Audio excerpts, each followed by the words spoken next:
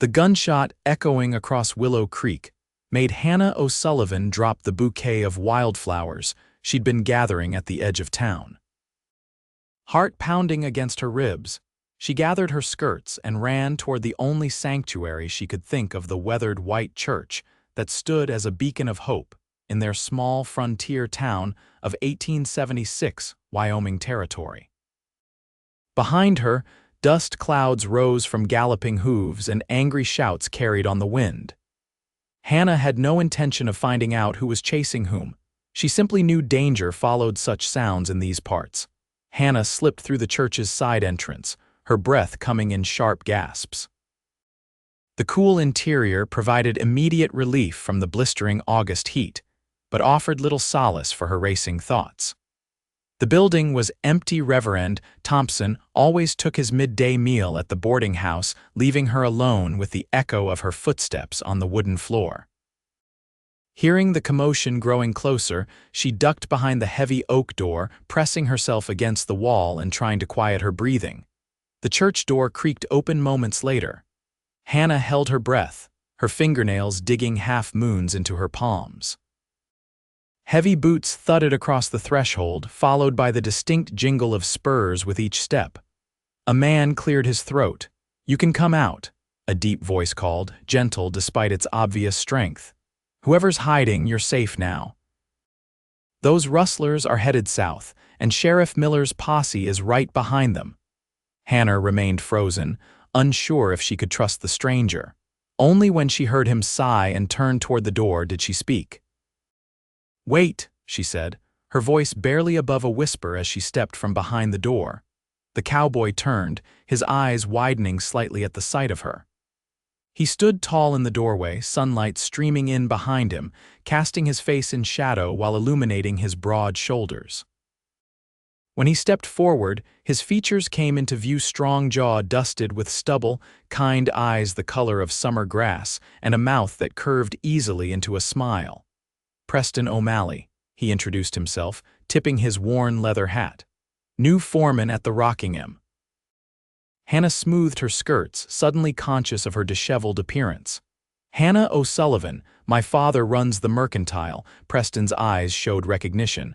"The Irish merchant, good man." He glanced toward the windows, then back at her. "Those shots scared you inside." Hannah nodded, feeling somewhat foolish now.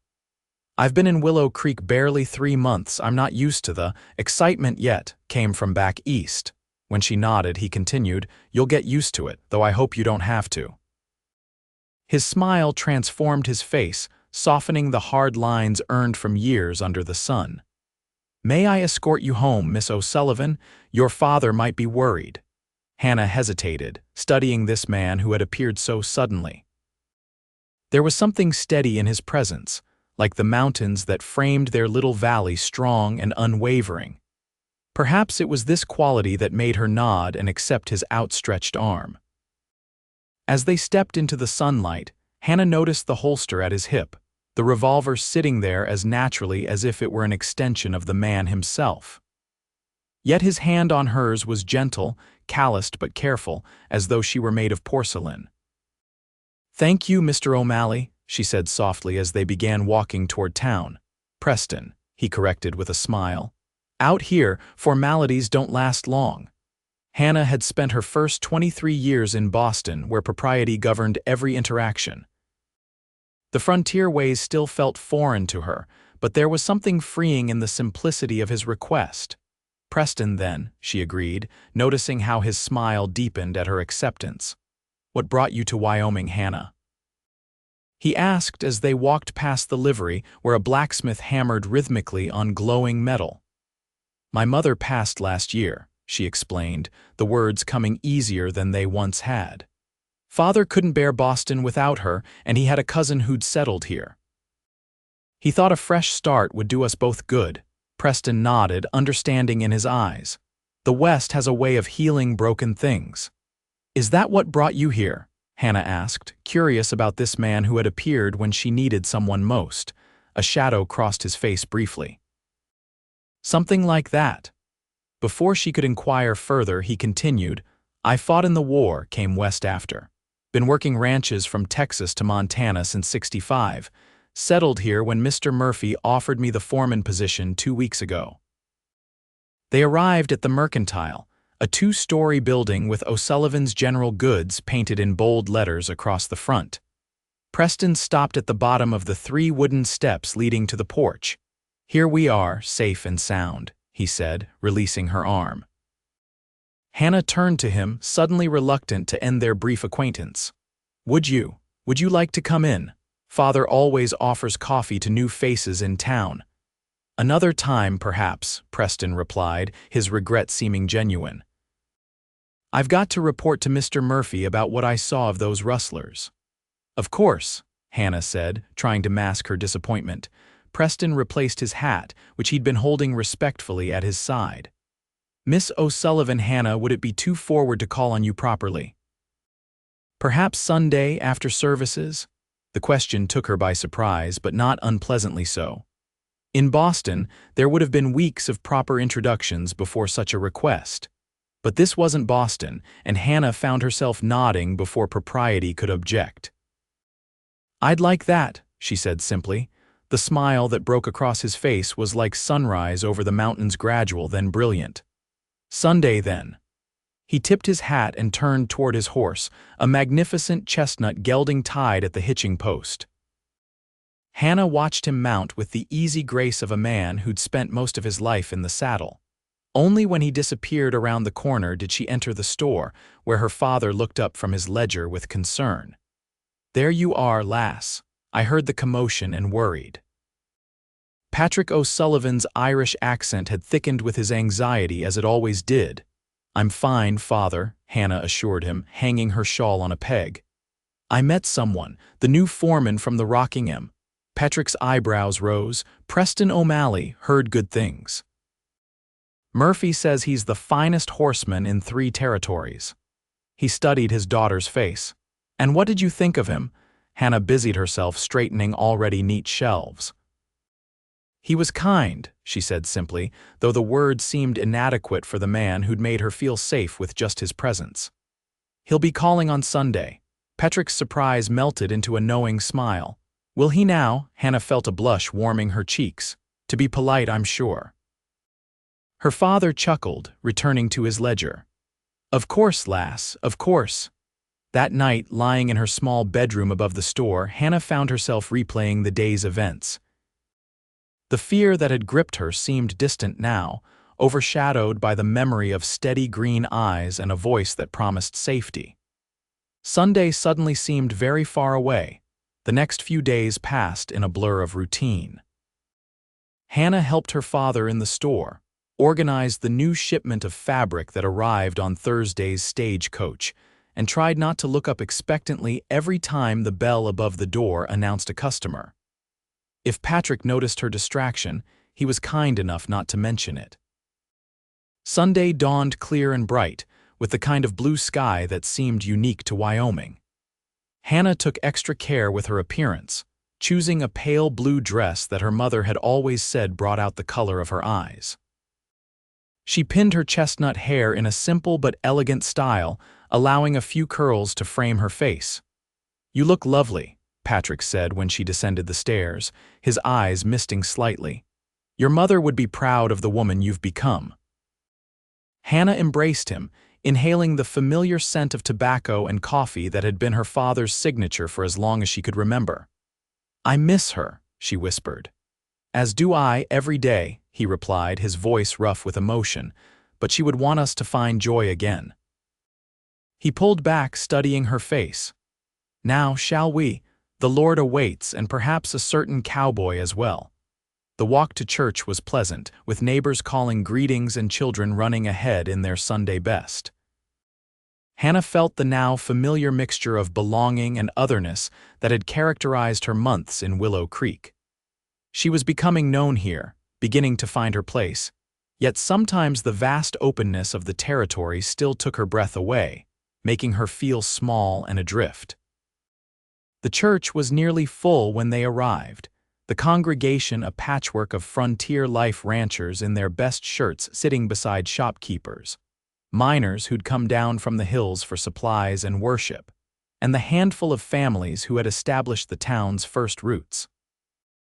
Hannah scanned the pews, trying not to appear obvious in her search. It was only as they were seated and Reverend Thompson began the first hymn that Hannah spotted him. Preston stood at the back, having arrived late, his tall frame easily visible despite the crowd.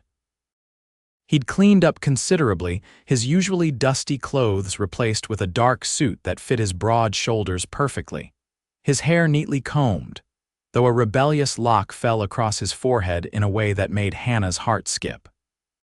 Throughout the service, she found her attention wandering, her awareness of his presence distracting her from Reverend Thompson's earnest sermon about loving one's neighbor. When the final hymn concluded and the congregation began to disperse, Hannah felt a flutter of anticipation in her stomach. "Mr. O'Sullivan," Preston's voice came from behind them as they exited. "Miss O'Sullivan." Hannah turned, feeling her father's knowing gaze as he assessed the young man before them. Preston stood respectfully, hat in hand, looking somehow both confident and slightly nervous. "Mr. O'Malley," Patrick greeted him, extending his hand. "My daughter mentioned meeting you. Thank you for seeing her safely home." Preston shook the offered hand firmly. "It was my pleasure, sir. Your daughter is." He glanced at Hannah, his expression softening, a breath of fresh air in this dusty town. Patrick's eyebrows rose slightly, but his expression remained genial. "Will you join us for Sunday dinner, lad? Nothing fancy, mind you, but there's always room for one more." "I'd be honored," Preston replied, his eyes never leaving Hannah's face. "If Miss O'Sullivan doesn't object." "Not at all," Hannah said, perhaps too quickly, earning a small smile from her father. "We'd be delighted." The walk home was filled with easy conversation, Patrick questioning Preston about his experiences on various ranches while Hannah listened, fascinated by stories of cattle drives and open prairie that seemed worlds away from her sheltered upbringing in Boston. "And your family, lad?" "Where are they?" Patrick asked as they entered the living quarters above the store. A shadow crossed Preston's face. "Gone now, sir. Father took fever in '61, mother followed a year later. I was 16, joined up with the Union soon after." Hannah busied herself with preparations for their meal, but her ears caught every word. His story explained something about him, the self-reliance, the quiet competence that spoke of someone who had been shouldering adult responsibilities far longer than most. "War's hard on a young man," Patrick said quietly. "I left Ireland during the famine, was no older than you. Different kind of fight, but leaves the same marks." Preston nodded, understanding passing between the men. "Yes, sir, makes you appreciate peace all the more." Hannah served a simple but hearty meal: roast chicken, potatoes, and fresh bread she'd baked that morning. To her delight, Preston ate with obvious appreciation, complimenting her cooking with genuine enthusiasm. "This is the finest meal I've had since coming west," he declared. "Ranch cooks do their best, but nothing compares to food made with a lady's touch." "Hannah's mother taught her well," Patrick said proudly, "though some of those fancy Boston dishes had to be abandoned out here where ingredients are scarcer." "I'm learning to adapt," Hannah said, smiling at her father's teasing. "Father says I'll be a proper frontier woman yet, though I still scream at spiders." Preston laughed, the sound warming the small dining room.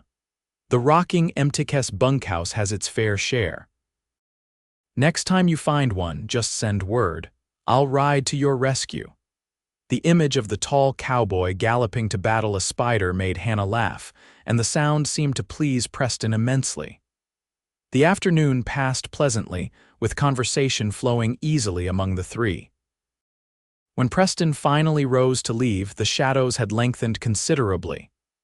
"I've taken too much of your Sunday," he apologized, retrieving his hat from the peg by the door.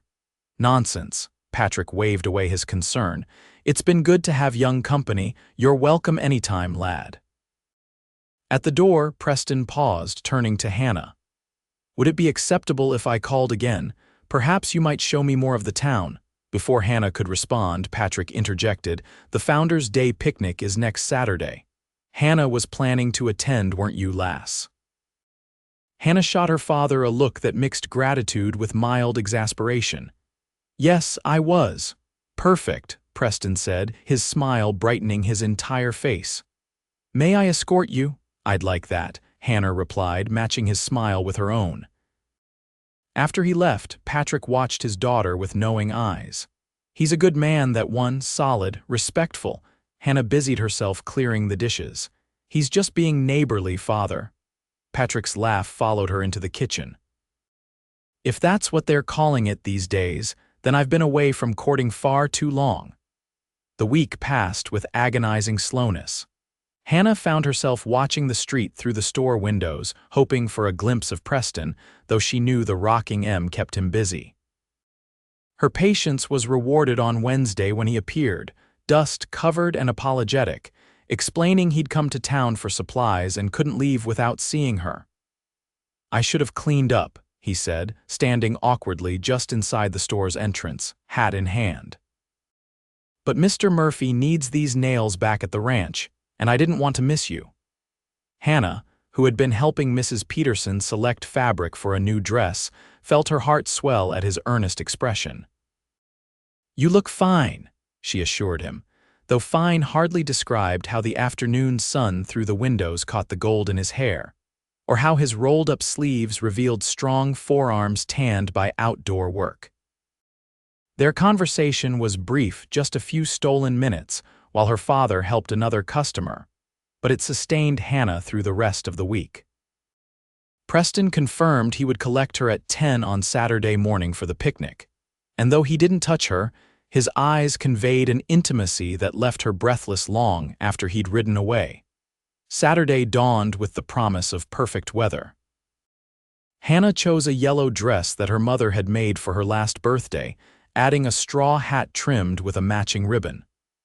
When Preston arrived, precisely at 10, she was waiting on the porch, picnic basket in hand. "You look like sunshine," he said by way of greeting, his admiration evident in his gaze. Hannah felt a blush warm her cheeks. "Thank you. You clean up nicely yourself." And he did, though still dressed for the frontier in boots and denim. His shirt was crisp, his hair neatly combed, and he'd clearly taken care with his appearance. Patrick appeared in the doorway, his expression stern but eyes twinkling. "Have her home before dark, Mr. O'Malley." Preston nodded solemnly. "Yes, sir, you have my word." The town square had been transformed for Founder's Day. Bunting in red, white, and blue hung from every available surface. Tables loaded with food lined one side of the square, and a makeshift dance floor had been constructed in the center. Already, families spread blankets on the grass, children ran playing games, and a small band of local musicians tuned their instruments on a raised platform. "It's wonderful," Hannah said, taking in the festive scene. Though she'd been in Willow Creek for several months, this was her first community celebration, and the joyful atmosphere was infectious.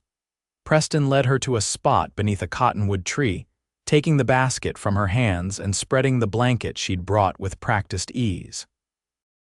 "Best view in the square," he declared, offering his hand to help her sit. As the day progressed, Hannah was introduced to more townspeople than she could possibly remember: ranchers who worked with Preston, their wives and children, shopkeepers who knew her father but whom she hadn't yet met.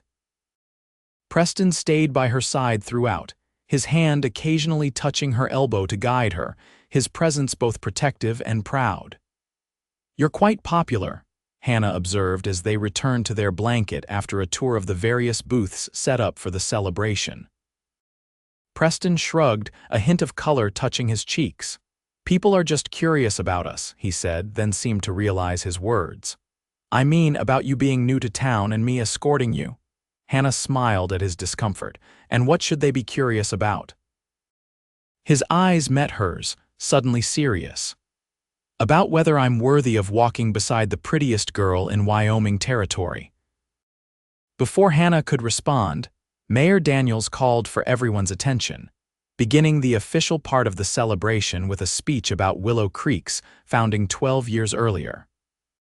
As the mayor droned on, Preston's hand found Hannah's on the blanket between them, his rough fingers gently covering hers. She didn't pull away, instead turning her palm upward to clasp his hand properly, feeling a small thrill at the simple contact. After the speeches, the band struck up a lively tune and couples began moving toward the dance floor. Preston stood, extending his hand to Hannah.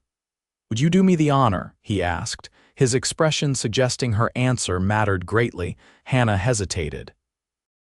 "I should warn you, I learned to dance in Boston parlors.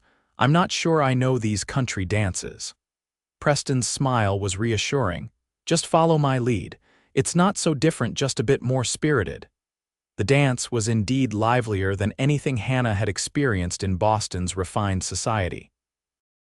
Preston guided her through the steps with surprising grace for a man who spent most of his days on horseback. His hand at her waist was respectful but firm, his eyes never leaving hers as they moved around the floor. "You dance beautifully," he murmured as the music slowed. "I have a good partner," Hannah replied, becoming aware of how close they stood, how his clean scent of soap and sunshine enveloped her, how his touch made her skin tingle even through the fabric of her dress. They danced 3 more times before retiring to their blanket for refreshments. Hannah poured lemonade from the jar she'd brought, watching as Preston greeted passing acquaintances with easy familiarity.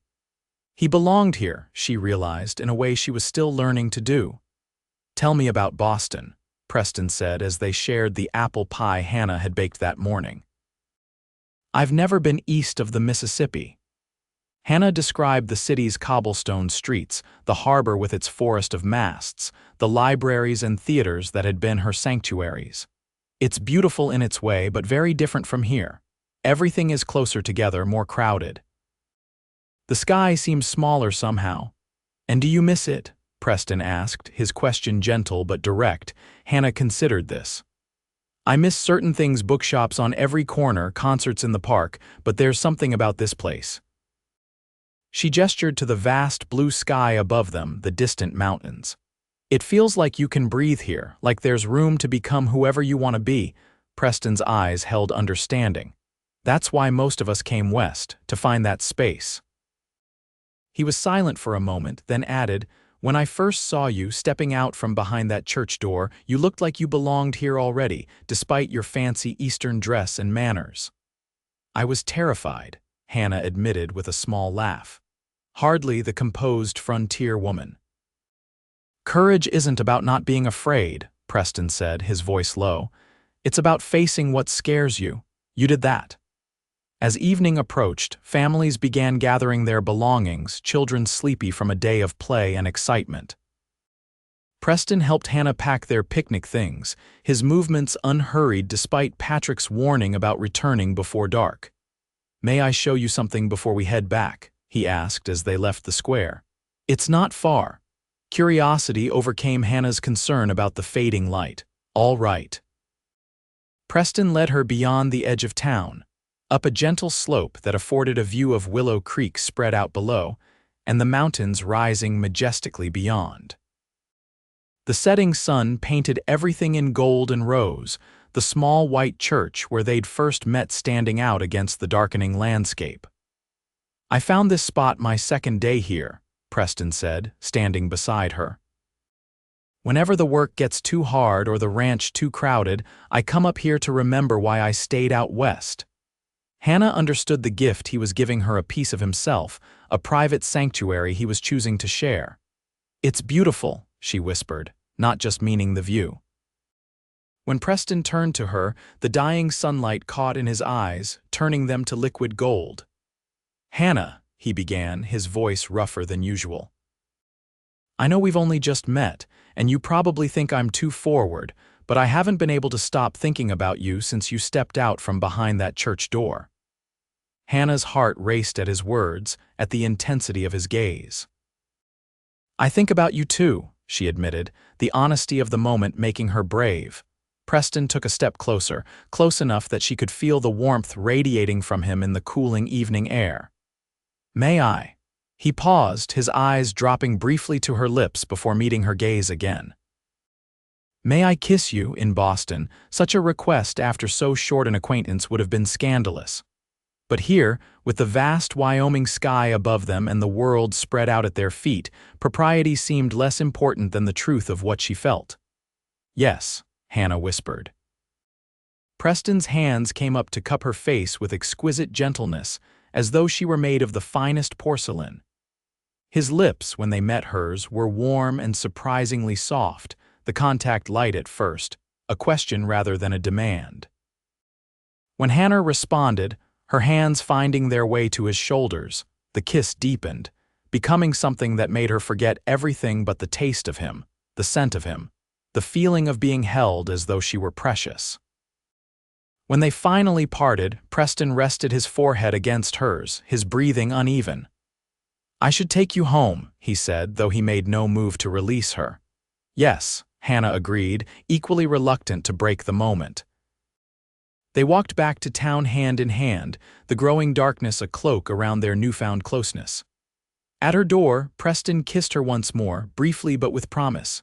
"May I call on you tomorrow after church?" he asked. "I'd like that," Hannah replied, her lips still tingling from his kiss. Inside, she found her father reading by lamplight, his expression carefully neutral when she entered. "Did you enjoy the picnic, lass?" "Very much," Hannah said, unable to keep the happiness from her voice. Patrick studied her over his spectacles. "And Mr. O'Malley, was he a gentleman?" Hannah thought of Preston's respectful hands, his request for permission before kissing her. "Completely," she assured her father. "Good," Patrick nodded, returning to his book. "Because the way he looks at you tells me he'll be around for quite some time if you'll have him." Hannah couldn't suppress her smile as she prepared for bed. Her father's observation aligned with her own hopes that what had begun behind a church door might grow into something enduring, something as vast and promising as the Wyoming sky. The summer months passed in a blur of golden days and soft twilight evenings.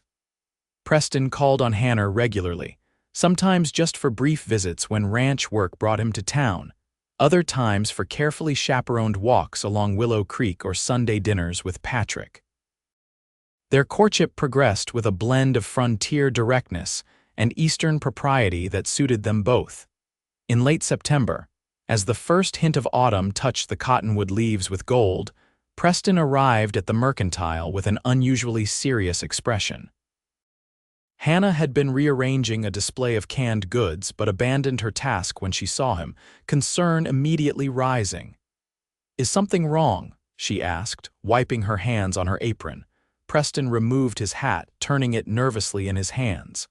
"Is your father available?" "I'd like to speak with him." Hannah's heart leaped into her throat. There was only one reason a young man asked to speak privately with a woman's father. "He's in the storeroom," she said, trying to keep her voice steady. "I'll fetch him." Patrick emerged moments later, taking in Preston's formal stance and nervous demeanor with a knowing look.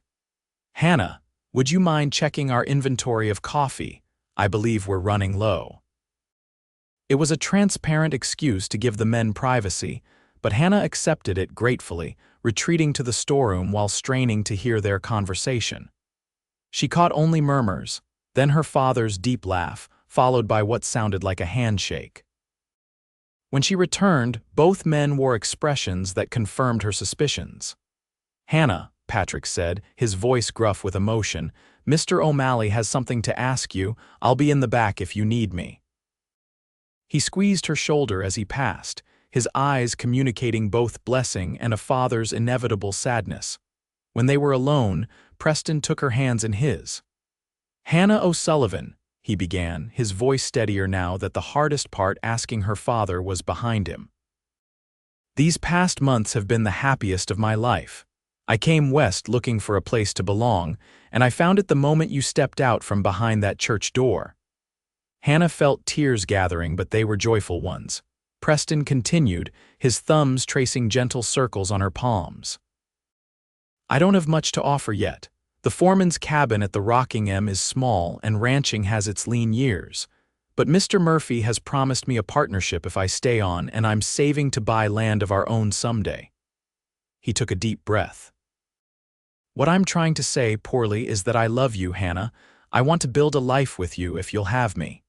He released one of her hands to reach into his pocket, producing a simple gold band. "It was my mother's," he explained. "The only thing of value I have from before the war." Hannah looked at the ring, then at the man before her, this strong, gentle cowboy who had appeared when she needed him most and had steadily won her heart with his quiet integrity and unwavering devotion. The answer was as clear as the Wyoming sky. "Yes," she whispered, then louder, "Yes, Preston. I'll marry you." His face transformed with joy as he slipped the ring onto her finger, then pulled her into an embrace that lifted her feet from the floor. When he set her down, he kissed her with a new certainty, a promise of all the tomorrows they would share. Patrick found them thus, clearing his throat from the doorway with mock severity that couldn't hide his genuine happiness. "I see she said yes, then." Preston stepped back respectfully but kept Hannah's hand in his. "She did, sir. If it meets with your approval, I'd like to marry your daughter before winter sets in." Hannah looked at him in surprise. "So soon?" "Wyoming winters are harsh," Preston explained, "and the cabin gets mighty cold and lonely. Besides," his eyes softened as they met hers, "I don't see any reason to wait when I already know you're the only woman I'll ever love." Patrick considered this. The Reverend could surely arrange something by late October. That would give Hannah time to prepare and word to spread so the town can celebrate properly. And so it was decided. The news of their engagement spread quickly through Willow Creek, meeting with universal approval. Mrs. Peterson and several other town ladies immediately offered to help with wedding preparations, while Mr. Murphy gave Preston extra time off to ready the foreman's cabin for his bride. Hannah threw herself into preparations with joyful determination. She ordered fabric from Denver for a wedding dress, white cotton with delicate embroidery that Mrs. Peterson helped her sew in the evenings. Preston, meanwhile, surprised her with furniture. He'd made himself a rocking chair for the cabin's porch, a bed frame of polished pine, and a small bookshelf for the volumes she'd brought from Boston.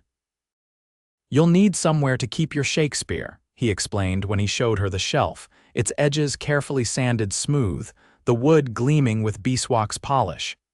"You made this." Hannah ran her fingers over the careful craftsmanship, touched beyond words by his thoughtfulness. Preston shrugged, though his expression revealed his pleasure at her reaction. "My father was a carpenter before we lost the farm. He taught me a bit before he passed. I'm no master craftsman, but it'll hold books well enough." "It's beautiful," Hannah said softly, reaching for his hand. "Our home will be filled with beautiful things you've made." October arrived with brilliant foliage and crisp mornings. The date was set for the 28th, giving them a few weeks of married life before winter set in properly. Hannah divided her time between helping her father in the store, putting final touches on her wedding dress, and visiting the foreman's cabin to arrange the few possessions she would bring to her new home. The cabin, though small, had been transformed by Preston's efforts. He'd added a lean-to kitchen, installed glass in windows that had previously been covered with oiled paper, and built a covered porch where they could sit on summer evenings. Inside, he'd whitewashed the walls and laid a colorful rag rug before the hearth. It was humble but welcoming, a perfect first home for a young couple beginning their life together. A week before the wedding, disaster struck. A telegram arrived for Preston at the ranch, and he rode immediately to town, his expression grave when he found Hannah at the mercantile. "What is it?" she asked, alarmed by his appearance. "Cattle rustlers hit the north pasture last night," he explained, his voice tight with suppressed anger. "They drove off 30 head and shot 2 of our hands who tried to stop them. One's not expected to make it." Hannah gasped, her hand flying to her mouth. "How terrible! Do they know who did it?" Preston's jaw clenched. "We have suspicions. A gang's been working its way north from Colorado, getting bolder with each raid. Sheriff Miller's organizing a posse to track them. Mr. Murphy's asked me to go along. I'm the best tracker on the ranch, and those men who were shot were friends." The implications hit Hannah like a physical blow. But the wedding. Preston took her hands, his expression pained. The sheriff thinks we can catch them and be back within 5 days. That still leaves time for the wedding, if only just. And if you don't catch them quickly? Hannah couldn't help asking, fear clutching at her heart. We will, Preston assured her, though uncertainty shadowed his eyes. I have every reason to return on time, don't I? Hannah forced herself to be brave, to be the frontier wife he needed. Of course you do. Go find those men. But Preston, she squeezed his hands tightly, be careful. Come back to me. He kissed her then, heedless of who might see through the store windows, a desperate, promising kiss that spoke of his determination to return. Nothing could keep me from that altar, he vowed. The posse departed an hour later, 15 men riding hard to the north, Preston among them. Hannah watched from the mercantile porch, her heart in her throat as they disappeared into the distance. Patrick stood beside her, his arm around her shoulders. He'll come back, lass, he said with more confidence than he likely felt. That man would move mountains to get to you. The days that followed were the longest of Hannah's life. She tried to keep busy with wedding preparations, but worry gnawed at her constantly. Reports trickled back to town. The posse had found tracks, had engaged in a brief exchange of gunfire with the rustlers, were following them into the mountains. Each piece of news brought momentary relief, but no real comfort. On the 5th day, when Preston had promised to return, a lone rider appeared on the horizon. Hannah, who had taken to watching the northern road whenever she wasn't needed in the store, ran to meet the horseman, her heart pounding with hope. But it was Sheriff Miller who rode into town, his expression grim as he dismounted stiffly before the sheriff's office. "Miss O'Sullivan," he acknowledged, seeing her approach, "I was just about to come find you." Hannah's blood turned to ice. "Preston." "Is he alive?" the sheriff assured her quickly, seeing the terror in her face. "But injured. The gang split up in the mountains. O'Malley and 3 others followed the main group while the rest of us tracked the smaller party with the cattle. They were ambushed. 2 men dead, O'Malley took a bullet in the shoulder." Hannah swayed on her feet, relief and renewed fear warring within her. "Where is he now?" "They've got him at a trapper's cabin about 15 miles north. Doc Jenkins rode out as soon as we got word. The wound's not life-threatening, but he's in no condition to travel yet. Fever's set in." "I need to go to him," Hannah said immediately, her mind already planning what she would need. "Can you take me?" Sheriff Miller looked uncomfortable. "Miss, it's rough country and that cabin's barely fit for he's to be my husband in 3 days' time," Hannah interrupted, her voice steady with determination. "I won't let him lie injured and alone in some trapper's cabin. Now will you take me, or must I find someone who will?" The sheriff recognized the steel beneath her proper exterior and nodded reluctantly. "I'll take you. Pack light, just necessities. We leave in an hour."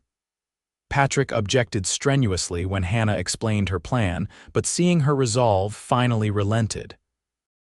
"You're becoming a true frontier woman," he said, helping her gather medical supplies from the store. "Your mother would be proud, and worried sick, just as I am." "I'll be fine, Father," Hannah assured him, packing bandages and laudanum into a small valise. "The sheriff will protect me, and Preston needs me." The journey north was arduous. Sheriff Miller set a pace that respected Hannah's more limited riding experience while still conveying urgency. They rode through the afternoon and into evening, stopping only when darkness made the trail too dangerous to navigate. At a small campsite by a creek, the sheriff built a fire and offered Hannah jerky and hardtack from his saddlebags. "Not the dinner you're accustomed to, I expect," he said apologetically. Hannah accepted the simple fare gratefully. "I'm learning that the West requires adaptability," she replied, earning a nod of approval from the weathered lawman. They reached the trapper's cabin by mid-morning the next day.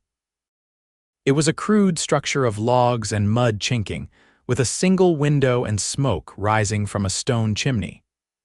2 horses were tethered outside, one of which Hannah recognized as Preston's chestnut gelding. Before the sheriff could help her dismount, Hannah was off her horse and running to the cabin door. Inside, The air was close and warm from the fire, smelling of pine smoke and medicinal herbs. Doc Jenkins looked up in surprise from where he sat at her rough wooden table, grinding something with a mortar and pestle. On a narrow cot against the far wall lay Preston, his face flushed with fever, a bandage visible on his left shoulder. "Miss O'Sullivan," Doc Jenkins exclaimed. What on earth? But Hannah was already at Preston's side, kneeling beside the cot and taking his hot hand in hers. "Preston," she called softly. "It's Hannah." His eyelids fluttered, then opened, his gaze unfocused at first before recognition dawned. "Hannah." He whispered, his voice dry and cracked. "Am I dreaming?" "No," she assured him, tears of relief springing to her eyes. "I'm here, I came as soon as I heard." Preston tried to sit up, wincing with pain. "The wedding, what day is it?" "Tomorrow is the 26th. "We still have 2 days," Hannah soothed, gently pressing him back against the thin pillow. "Plenty of time for you to get stronger." Doc Jenkins approached, his expression concerned but kind. "The bullet went clean through, missed anything vital. It's the fever we're fighting now. I've been giving him willow bark tea and keeping the wound clean. Having you here might do more good than my medicines, though." For the next day and night, Hannah barely left Preston's side. She bathed his forehead with cool water from the creek, coaxed broth and medicine between his lips, and spoke softly of their future together whenever his fever dreams grew distressing. Sheriff Miller departed to report back to Willow Creek, promising to return with a wagon if Preston's condition improved enough for travel. By dawn of the 27th, the fever broke. Hannah, dozing in a chair beside the cot, woke to find Preston watching her, his eyes clear for the first time since her arrival. "You're really here," he said, his voice weak but steady. "I thought I'd imagined you." Hannah moved to kneel beside him, taking his hand. "Of course I'm here." "Where else would I be when you needed me?" Preston's eyes filled with emotion. "I'm sorry about the wedding. I know how much work you put into it." "The wedding can wait," Hannah assured him, though they both knew postponement meant weeks or even months of delay, as winter travel would soon become impossible. "All that matters is that you're healing." Doc Jenkins, examining the wound later that morning, declared himself cautiously optimistic. "The infection's subsiding, if we can get him back to town where he can rest properly." But when Sheriff Miller returned that afternoon, he brought troubling news. Early snow had fallen in the mountain pass they would need to traverse, making wagon travel treacherous if not impossible. "We could try to get through," the sheriff said doubtfully, "but if we get stuck halfway, it would be worse than staying put." The implications settled heavily on Hannah. They were effectively stranded until the weather improved, which might not be for days or even weeks. Their wedding would have to be postponed. Preston, who had been listening from his cot, spoke up with unexpected strength. "What if the wedding comes to us?" 3 pairs of eyes turned to him in confusion. Preston struggled to sit up, his determination evident despite his weakness. "Reverend Thompson could ride out. The pass is still passable on horseback, isn't it, Sheriff?" Sheriff Miller nodded slowly. "For a few days yet, probably." "Then send word to town," Preston continued. "Ask the Reverend to come tomorrow as planned. We'll be married here, in a trapper's cabin." Doc Jenkins asked incredulously. Preston's eyes found Hannah's. "Unless you'd rather wait," he said softly, uncertainty creeping into his voice for the first time. "I know it's not the wedding you dreamed of." Hannah thought of the white dress hanging in her bedroom, the flowers Mrs. Peterson had promised to arrange, the cake her father had ordered from Denver. Then she looked at Preston, pale but determined, the man who had found her hiding behind a church door and had been her strength ever since. "The only dream that matters is being your wife," she said firmly. "If Reverend Thompson will come, we'll be married tomorrow, exactly as planned." Sheriff Miller departed immediately with the request, promising to return by morning with the Reverend and anyone else who could make the journey. Hannah spent the rest of the day transforming the crude cabin as best she could, sweeping the dirt floor, arranging pine boughs to freshen the air, and washing the single window to let in more light. Doc Jenkins watched her efforts with amused respect. "You're quite a woman, Miss O'Sullivan," he observed. "O'Malley's a lucky man, bullet notwithstanding." By evening, Preston was able to sit up for longer periods and even took a few careful steps with Hannah's support. They sat together before the fire, his good arm around her shoulders, planning their future despite the unexpected detour it had taken. "Our story will certainly be memorable," Preston said, his voice stronger than it had been since his injury. "Not many couples can say they were married in a trapper's cabin after a gunfight with rustlers." Hannah laughed, the sound bright in the humble space that would become their first home, if only for a few days. "We'll tell our grandchildren someday, and they'll think we're inventing wild tales." Preston's hand tightened on her shoulder. "Our grandchildren," he repeated softly, the words holding all their shared hopes for the future. They were awakened at dawn by the sound of approaching horses. Hannah rushed to the door to find not only Sheriff Miller and Reverend Thompson, but also her father, Mrs. Peterson, and Mr. Murphy, all looking travel-worn but determined. "We couldn't let you marry without family present," Patrick explained, embracing his daughter fiercely. "Though your mother would faint dead away if she could see the state of your wedding venue." Mrs. Peterson bustled in with a bundle wrapped in oilcloth. "Your dress," she explained. "I couldn't bear the thought of you marrying in everyday clothes, no matter the circumstances." Mr. Murphy approached Preston's cot with gruff affection. "You got shot chasing my cattle, boy. Least I could do was witness you getting hitched." Within an hour, the tiny cabin had been transformed as much as possible. Fresh pine boughs decorated the rough walls, the table was covered with a clean cloth Mrs. Peterson had brought, and candles cast a warm glow over the humble space. Doc Jenkins and Sheriff Miller helped Preston dress in the clean shirt Patrick had brought, then supported him to stand before the fire where Reverend Thompson waited. Hannah emerged from behind a blanket Mrs.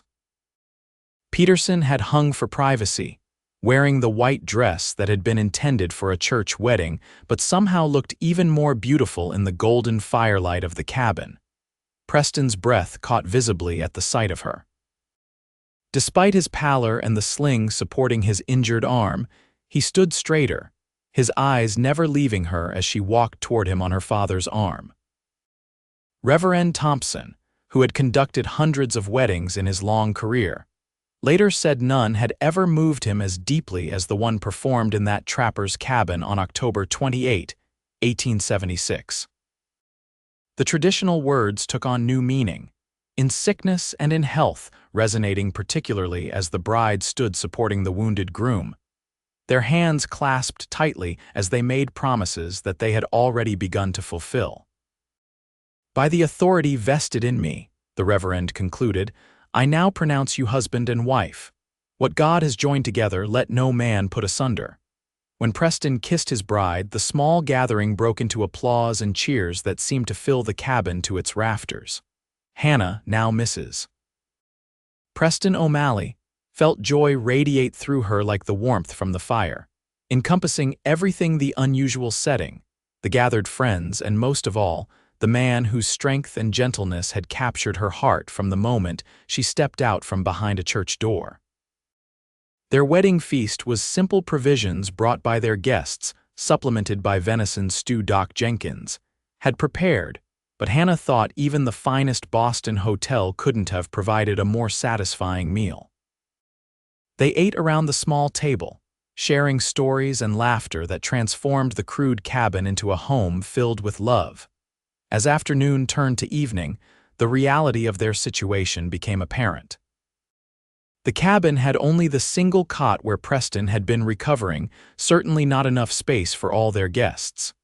"Sheriff Miller and I will head back to town tonight," Reverend Thompson announced, solving part of the problem. "We've both got duties to attend to." "And I should get back to the ranch," Mr. Murphy added. "Got hands that need direction with all this rustling business." Patrick looked at his daughter and new son-in-law, clearly torn between propriety and practicality. "Mrs. Peterson and I could make camp nearby," he suggested half-heartedly. Nonsense, Hannah said firmly, her new role as wife giving her unexpected authority. The temperature's dropping already. Doc Jenkins needs to stay to monitor Preston's recovery, but the rest of you should head back before dark. We'll be fine. There were knowing looks exchanged, but no one argued with the practical suggestion. Within the hour, goodbyes had been said, with promises to send a wagon as soon as the pass was clear enough for travel. Doc Jenkins discreetly announced his intention to check traps in the surrounding woods, giving the newlyweds their first moments alone since exchanging vows. Preston sat on the edge of the cot, watching as Hannah moved around the small space, putting away the remains of their wedding feast. "I'm sorry about all this," he said quietly. "Our wedding night in a trapper's cabin with Doc Jenkins likely to return at any moment." Hannah turned to him, her expression soft in the firelight. "I don't recall any promises about fine houses or perfect circumstances," she said, crossing to sit beside him. "Only to love each other in good times and bad." She gently touched his bandaged shoulder. "I'd say this qualifies as in sickness and in health already." Preston's good arm came around her, drawing her close to his side. "I love you, Mrs. O'Malley," he murmured against her hair. "More than I have words to say." "Then show me," Hannah whispered, turning her face up to his, all Boston propriety forgotten in the warmth of his embrace. Their first night as husband and wife might not have been what either had imagined, constrained as it was by Preston's injury and the humble surroundings. But it was tender and true, a beginning that promised a lifetime of love in whatever circumstances life might bring. Doc Jenkins, true to his word, returned only after giving them ample time alone, diplomatically announcing his approach with exaggerated noise. He found the newlyweds sitting before the fire, Hannah reading aloud from a small Bible misses. Peterson had thought to include with the wedding dress, Preston listening with contentment despite his obvious discomfort. The next few days established a pattern. Preston grew stronger under Hannah's care, walking farther each day, while she transformed the cabin with small touches, arranging pine cones on the mantel, hanging her shawl by the door, positioning the single chair to catch the best light for reading. They were building their first home, humble as it was, creating memories that would sustain them through whatever challenges lay ahead. A week after the wedding, Sheriff Miller returned with good news. The pass had cleared enough for wagon travel, and he'd brought a conveyance padded with straw and blankets to transport Preston back to Willow Creek. "From there, once you're strong enough, you can head to the foreman's cabin," the sheriff explained. "Murphy's held it for you, had the men stock it with firewood and provisions." The journey to town was slow but uneventful. Hannah rode beside the wagon, watching Preston for any signs of discomfort, though he insisted he was fine. When they reached Willow Creek, a small crowd had gathered to welcome them, cheering as the wagon rolled down the main street. "Seems we're quite the celebrities," Preston observed with a wry smile. "The town's been worried about you," Sheriff Miller explained. "And curious about the most unusual wedding in Willow Creek's history." They stayed with Patrick for 2 weeks while Preston regained his strength. Hannah divided her time between caring for her husband and helping her father in the store, beginning to understand how her life would balance between these two beloved men.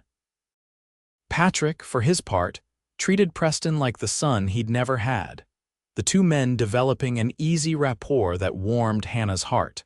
By mid-November, Doc Jenkins declared Preston fit to return to light duties.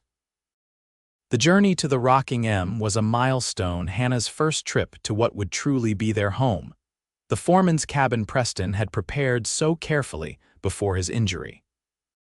As they crested the final rise and the ranch came into view, Preston reined in his horse, waiting for Hannah's wagon to pull alongside. "There it is," he said, pride evident in his voice as he pointed to a small cabin set apart from the bunkhouse and main ranch buildings. "Our home." Hannah followed his gaze, taking in the neat log structure with its covered porch and thin plume of smoke rising from the chimney. evidence that someone had thoughtfully lit a fire in anticipation of their arrival. It was humble compared to her father's house in town, certainly nothing like the Boston home of her childhood, but it represented everything she had come to love about her new life in Wyoming. "It's perfect," she said simply, meaning it with all her heart. As they approached, ranch hands emerged from the bunkhouse and barns, calling greetings and doffing hats to the foreman's new bride. Mr. Murphy himself came out to welcome them, gruffly instructing Preston not to worry about work for another few days. "Get your wife settled proper," he ordered, though his eyes twinkled with genuine warmth. "The cattle ain't going nowhere with this snow coming." The interior of the cabin exceeded Hannah's expectations. Preston had described his improvements, but seeing them firsthand, the whitewashed walls, the rag rugs on the plank floors, the shelves he'd built for her books filled her with appreciation for his thoughtfulness. Someone, likely Mrs. Murphy, had added touches of welcome: fresh curtains at the windows, a quilted coverlet on the bed, and a pot of stew simmering on the stove. "Welcome home, Mrs. O'Malley," Preston said softly, watching her reaction as she explored their small domain. Hannah turned to him, happiness welling up so strongly it brought tears to her eyes. "It's more than I ever dreamed of," she said, crossing to embrace him carefully, mindful of his healing shoulder. "It's just a beginning," Preston promised, his arms tightening around her. "Someday we'll have land of our own, a bigger house, maybe even a proper ranch. But for now, this is everything we need," Hannah finished for him, standing on tiptoe to kiss him in the center of the home they would build together. Winter descended on Wyoming with characteristic ferocity. Snow piled in drifts higher than the cabin windows, and winds howled across the prairie, testing the soundness of Preston's carpentry. Inside, Hannah created a haven of warmth and comfort. She learned to cook on the temperamental cast iron stove, to bank fires so they would last through the night, to wash clothes in a basin when the weather made reaching the ranch's wash house impossible. Preston returned to work gradually, first with light duties around the barn, then short rides to check nearby cattle. Hannah worried each time he rode out, remembering the gunshot wound that had so nearly changed their future, but she kept her fears to herself, understanding that this was the life they had chosen. Christmas approached with a brief thaw that allowed travel to town. Hannah seized the opportunity to visit her father and to purchase small gifts for their first holiday together. Preston, she discovered, had been secretly working on a gift for her in the ranch workshop, a beautiful writing desk where she could pen letters and perhaps someday, she confided to him, try her hand at stories about their life in the West. "You should," he encouraged, watching her delight as she ran her fingers over the smooth wood. "You have a way with words that makes even ordinary things sound special." Their first Christmas as husband and wife was simple but profound. They attended services at the church where their story had begun, Hannah feeling a special warmth as they passed the door behind which she had hidden all those months ago. Afterward, they shared Christmas dinner with Patrick at his house in town, then returned to their cabin with promises to visit again before winter made travel impossible once more. The long winter evenings gave them time to truly know each other. They read aloud from Hannah's books, Preston developing an unexpected fondness for Shakespeare's comedies. They played checkers on a board he carved, Hannah proving herself a surprisingly competitive opponent. They talked of their pasts, Preston sharing more about his war experiences, Hannah describing her mother's long illness and how it had shaped her understanding of strength. And they planned their future, dreams taking shape in the firelight that illuminated their small home. Preston hoped to save enough for land of their own within 5 years. Hannah thought about children, imagining little ones with Preston's green eyes and steady nature. January brought the harshest weather yet, confining Preston to the ranch for weeks at a time. In February, a particularly violent blizzard isolated them completely for 6 days. the ranch hands taking shelter in the bunkhouse while Preston and Hannah remained snug in their cabin, grateful for the provisions they had wisely stockpiled. It was during this storm, as wind rattled the windows and snow piled against the doors, that Hannah shared news that transformed their already happy life. Preston had been mending harness by the fire while she worked on a quilt, the companionable silence broken only by the storm's fury outside. "Preston," she said suddenly, setting aside her needle, "I've been meaning to tell you something." He looked up, alert to the change in her tone. "What is it?" Hannah's hand moved unconsciously to her abdomen, a gesture that immediately captured Preston's full attention. "I believe we'll be needing an additional chair at this fireplace by next winter," she said, a mixture of joy and uncertainty in her expression. "A very small one." Preston's face registered confusion, then dawning comprehension, and finally a joy so complete it transformed his features. "A baby," he whispered, as though saying it too loudly might make the miracle vanish. "You're sure?" Hannah nodded, her own smile growing as his reaction confirmed her hopes. "As sure as I can be. Come August, we'll be 3 instead of 2. The harness fell forgotten as Preston crossed to kneel beside her chair, his hands reverently covering hers where they rested on her still flat stomach. "A family," he said, his voice thick with emotion. "Our family." That night, as the blizzard raged outside but could not touch the warmth within, they spoke of names, of hopes, of the kind of parents they wanted to be. Preston vowed to work harder than ever to secure their future, while Hannah promised to create a home filled with love and learning for their child. "Boy or girl, it doesn't matter," Preston said as they lay in bed, his arm protectively around her.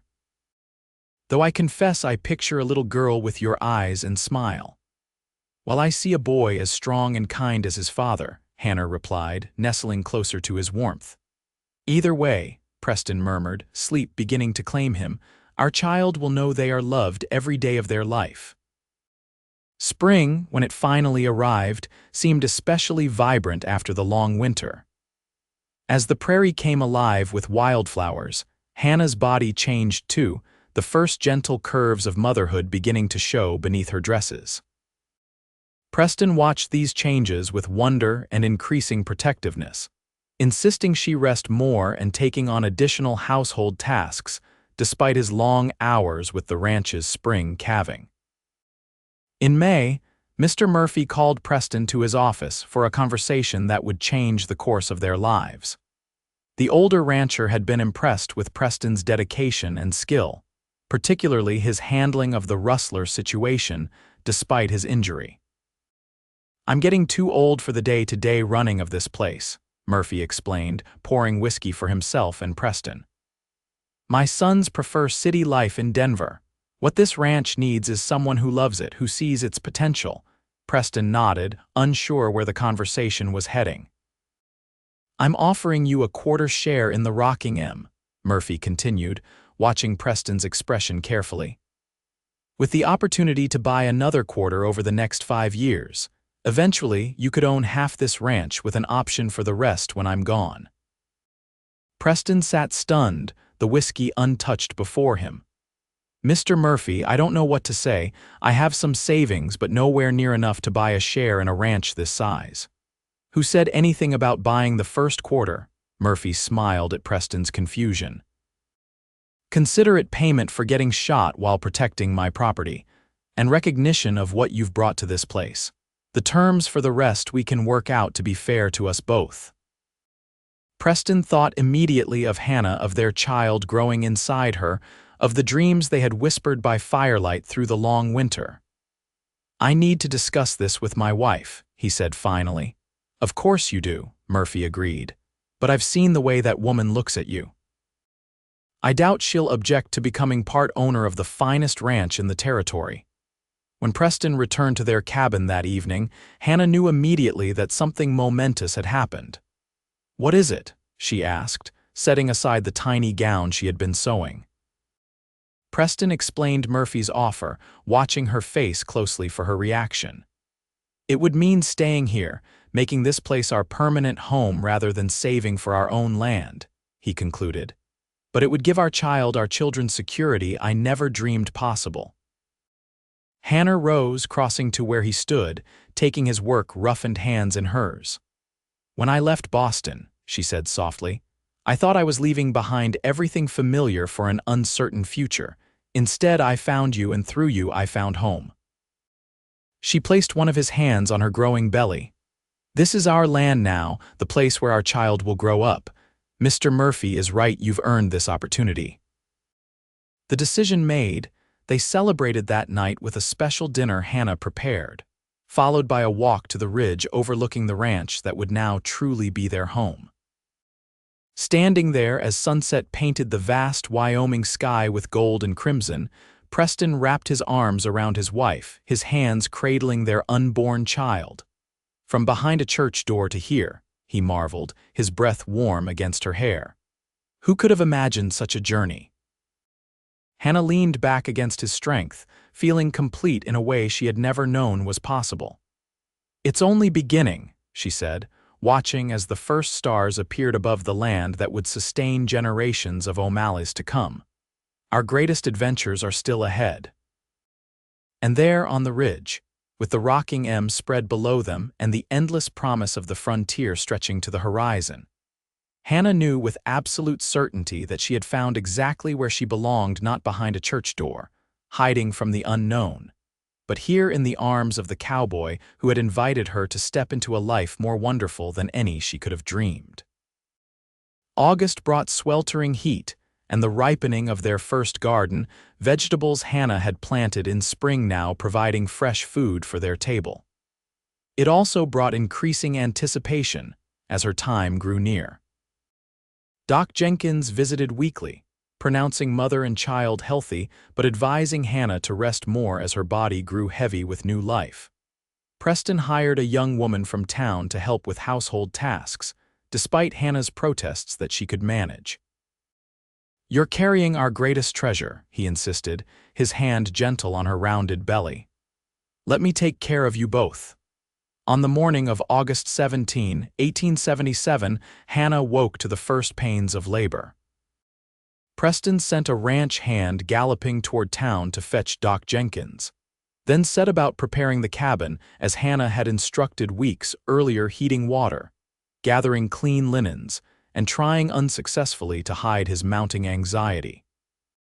You're more nervous than I am, Hannah observed during a pause between contractions, smiling despite her discomfort at his obvious concern. I've helped deliver countless calves and foals, Preston replied, wiping her forehead with a cool cloth. But never anything so precious as our child. Doc Jenkins arrived by mid-morning, his experienced presence immediately calming. He shooed Preston outside after assessing the situation, assuring him that everything was progressing normally. First babies take their time, the doctor explained, guiding the anxious father-to-be to the porch. Go see to your ranch duties. I'll call you when things advance. Preston reluctantly complied, though he remained within earshot of the cabin, unable to focus on anything but the occasional sounds from within. The ranch hands kept their distance, understanding his distraction, while Mr. Murphy himself brought a bottle of whiskey to the corral where Preston was making a show of mending fence. Won't help her any, but might steady you, the older man said, offering the bottle with a knowing smile. My wife gave me 6 children, and I was a wreck every time. It's a man's lot to feel useless at such moments. As afternoon faded toward evening, Doc Jenkins finally appeared at the cabin door, calling for Preston. Heart-pounding, he abandoned the untouched whiskey and sprinted to the house, fear and hope warring within him as he took the porch steps 2 at a time. The first thing he heard upon entering was a thin, indignant cry. The next was Hannah's tired but joyful voice. Come meet your daughter, Preston. She lay propped on pillows in their bed, hair damp with exertion but face radiant with triumph. In her arms, wrapped in a blanket Hannah had stitched during the winter evenings, was a tiny bundle with a shock of dark hair. Preston approached with uncharacteristic hesitation, overwhelmed by the magnitude of the moment. Hannah shifted the blanket, revealing a perfect, tiny face, eyes squeezed shut, rosebud mouth working as the newborn adjusted to the world outside her mother's body. "She's beautiful," Preston whispered, perching carefully on the edge of the bed, "like her mother." "Would you like to hold her?" Hannah asked, extending the precious bundle. With hands that had broken wild horses and face-down rustlers, Preston gently took his daughter, cradling her with a reverence that brought tears to Hannah's eyes. The baby squirmed, then settled against his chest as though recognizing the safety of her father's arms. "What shall we call her?" Preston asked, unable to take his eyes from the miraculous new life they had created. Hannah had been considering names for months, but in this moment, looking at her husband holding their child, only one seemed right. "Hope," she said softly. "Hope Patricia O'Malley." "Hope," Preston repeated, testing the name. It encompassed everything what had brought them west, what had sustained them through challenges, what this child represented for their future. "It's perfect." Doc Jenkins discreetly busied himself with his medical bag, allowing the new family their moment of connection. "Both mother and child are doing wonderfully," he announced finally. "You've got a strong daughter there, O'Malley, takes after her parents." Word spread quickly across the ranch and into town. Patrick arrived the following day, his eyes suspiciously damp as he met his granddaughter for the first time. "She has your mother's chin," he told Hannah, gently touching Hope's tiny face. "And her determination, if that cry is anything to judge by." Life reorganized itself around the newest O'Malley. Preston moved his work schedule to spend more time at the cabin, while Hannah discovered the exhausting joy of motherhood. Hope thrived, growing stronger each day, her personality emerging as summer turned to fall, alert, observant, with a smile that appeared early and often, especially for her father. By Hope's first Christmas, she was sitting up, reaching for the ornaments Hannah had made for the small pine tree Preston brought into their home. Her first word, "da," came in February, sending Preston into such proud excitement that the ranch hands teased him mercilessly. By spring, she was pulling herself up on furniture, determined to walk like the adults she watched so intently. As Hope grew, so did the ranch under Preston's partial ownership. With Murphy's blessing, he implemented new breeding programs, expanded their grazing territory, and modernized operations in ways that increased profits while improving conditions for the men who worked for them. Hannah kept the ranch's books, her Boston education proving valuable in managing the increasingly complex business. When Hope was 18 months old, Murphy approached Preston with another proposition. "I'm moving to Denver," the older man announced. "My joints can't take these Wyoming winters anymore, and my daughter's been after me to be closer to the grandchildren." "We'll miss you," Preston said sincerely, having come to regard the older rancher as a mentor and friend. "Here's the thing," Murphy continued. "I want to sell you another quarter share now, rather than waiting. You've more than proven yourself, and I'd rest easier knowing the rocking M is in good hands while I enjoy my remaining years in comfort." The financial arrangement was fair, but still represented a significant commitment. Once again, Preston took the decision home to Hannah, who was now expecting their second child. "It's happening sooner than we planned," he explained as they sat on the porch after putting Hope to bed. "But it's the same dream, building something that will last, that we can pass on to our children." Hannah took his hand, placing it on her slightly rounded belly.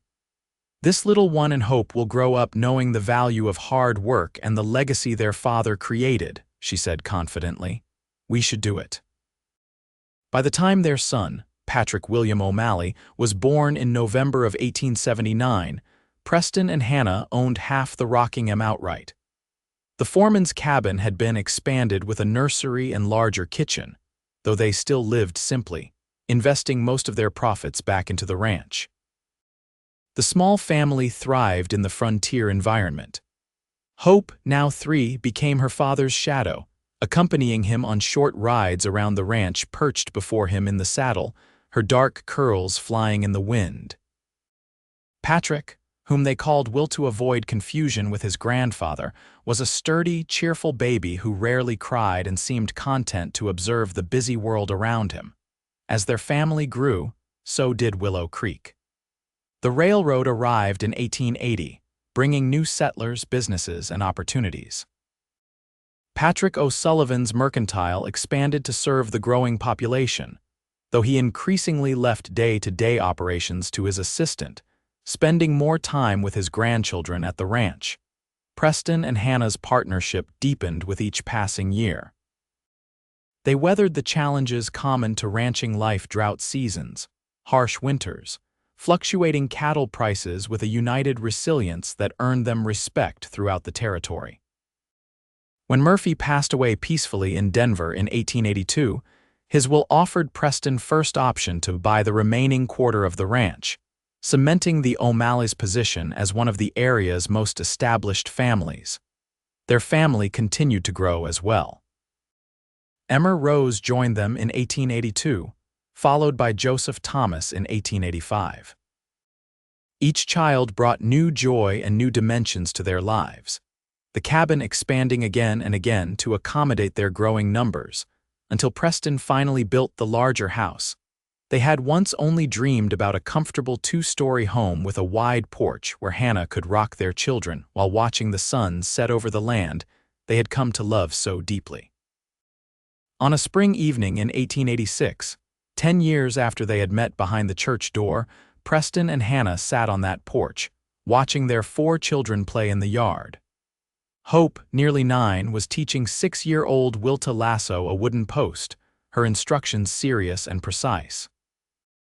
4-year-old Emma was arranging wildflowers in careful patterns on the grass, while baby Joseph crawled determinedly after a butterfly, supervised by his older siblings. "Did you ever imagine this?" Hannah asked, leaning against Preston's shoulder, her hand finding his with the easy familiarity of deep love. "That day when you found me hiding in the church," Preston's arm tightened around her, his gaze taking in their children, their home, the prosperous ranch stretching in all directions. "Not specifically," he admitted, "but I knew from the moment you stepped out from behind that door that my life had changed forever."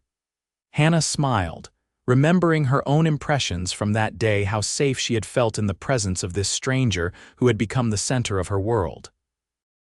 "You said the West had a way of healing broken things," she recalled. "You were right." As twilight gathered around them, bringing the first stars of evening, Preston kissed her with the same tenderness he had shown on their wedding day in the trapper's cabin. "Not broken," he corrected gently. "Just waiting to become whole." And there, on the porch of the home they had built together, surrounded by the family that was their greatest accomplishment, Hannah knew that this was the truest thing about love, not that it fixed what was damaged, but that it revealed what was possible when 2 hearts found each other and refused to let go. "Mama, Papa, look," Hope called, executing a perfect throw that settled the small lasso around the post. "I did it." Preston and Hannah applauded their firstborn's achievement, exchanging a glance that contained a decade of shared moments, challenges overcome, and dreams realized. From a frightened young woman hiding behind a church door to the confident mother and rancher's wife she had become. From a lonely cowboy seeking purpose to the respected family man and ranch owner before her, their journey together had been unexpected, sometimes difficult, but more fulfilling than either could have imagined. As darkness fell and they gathered their children for supper, Hannah thought of all the doors that had opened since that fateful day, doors to love, to family, to a life rich with purpose. And she was profoundly grateful that when a kind-voiced cowboy had called, "You can come out," she had found the courage to step forward into the light.